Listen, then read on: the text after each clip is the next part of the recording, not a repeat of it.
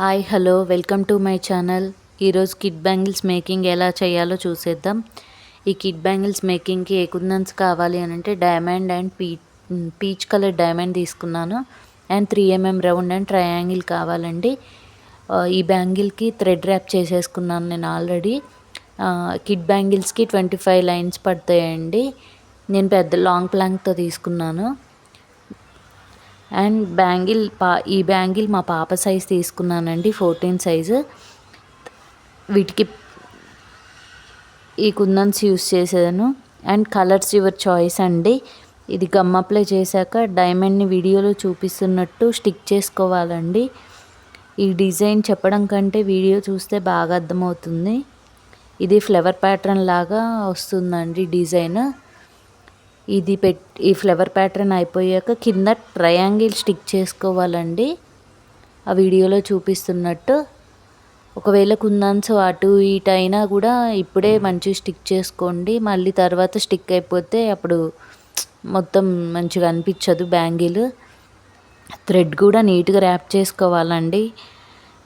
ఇలా first bangle అంతా చేసుకోవాలండి. ఇదే pattern same diamond shape flower pattern లాగా.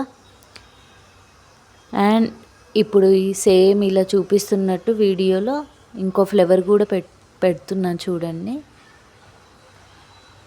ఇలా పెట్టుకోవాలి.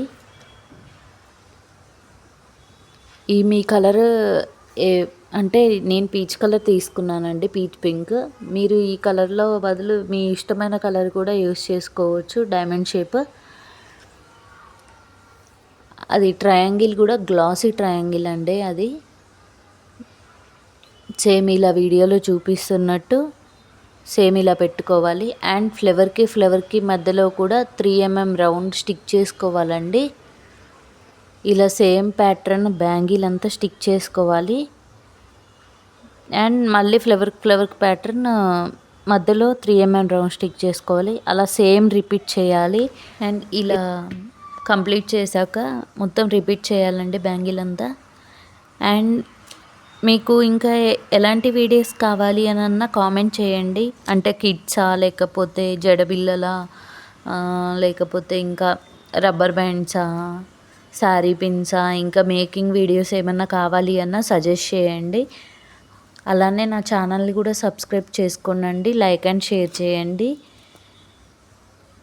ఇలా బ్యాంగిల్ అంతా డిజైన్ చేసుకోవాలి. ఫస్ట్ అయితే ఇలా ఈజీ వే అండి. ఫస్ట్ ఈ పైన బేస్ అంతా ముందు స్టిక్ అయిపోయిన తర్వాత పైన ఇంకేమైనా 3D డిజైన్ చేయాలి అని అంటే నెక్స్ట్ మళ్ళీ గమ్ అప్లై చేసి అప్పుడు పైన స్టోన్ స్టిక్ చేసుకోవాలండి. ఇప్పుడు ఆ గమ్ కనిపిస్తుంది కదా, వైట్ గమ్, అదంతా కొద్దిసేపు అయ్యాక డ్రై అయిపోతే అది ఎండిపోతుందండి, కనిపించదు అసలు. మనకి అసలు కనిపించదు దాని మీద, థ్రెడ్ మీద.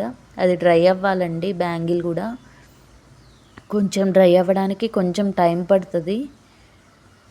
మినిమం 3-4 అవర్స్ అలానే వదిలేయాలండి బ్యాంగిల్ స్టిక్ చేసిన తర్వాత.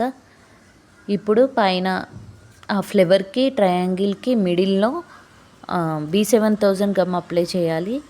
అలా గమ్ అప్లై చేసి 3mm రౌండ్ స్టిక్ చేసుకోవాలి. అలానే సేమ్ మన బ్యాంగిల్ కూడా చేసుకోవచ్చండి. నేను మన బ్యాంగిల్ వీడియో కూడా చేశాను, బట్ వీడియో డిలీట్ అయిపోయింది. సో మీరు మేక్ చేసుకోవాలన్నా సేమ్ ఇలా డిజైన్ చేసుకోవచ్చు. ఈ బ్యాంగిల్ కస్టమైజేషన్ అవైలబుల్ ఉందండి. Thank you.